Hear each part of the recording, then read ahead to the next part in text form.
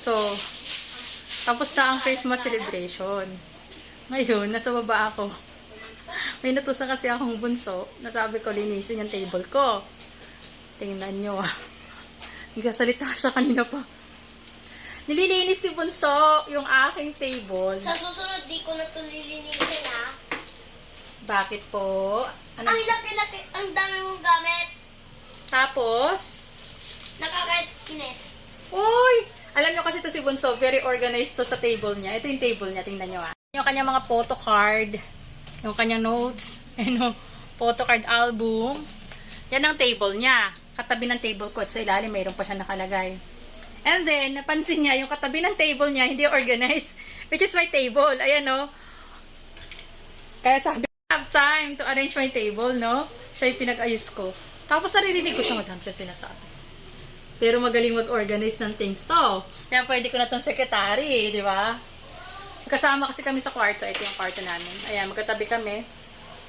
She's 8 years old. Dapat nakaseparate na siya ng room, pero anya matulog dun sa kwarto niya. Andito yung kwarto niya eh. Andito siya eh. Pakalat lang. Ayan siya. Ayan siya sa double deck. Ito. Ayan siya. Ayan niya sa double deck. Sa ilalim siya, sa taas si Kuya Wayne. Dami ko kalat.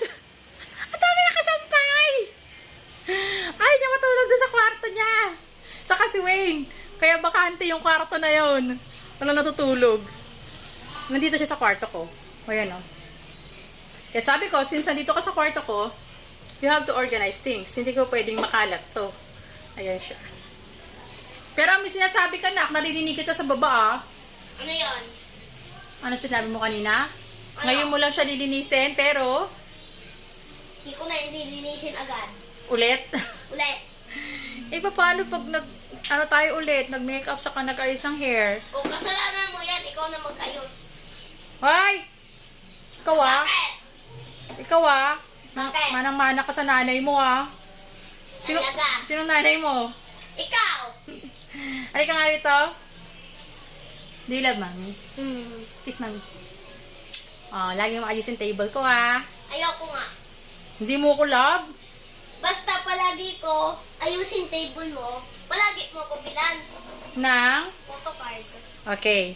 So, that's the deal. Lagi mong i-organize yung room natin. Lagi mong ayusin yung tables natin. Bibilak ta ng photocard. Okay? Okay. Appear. That's the deal. Very good. Okay na siya.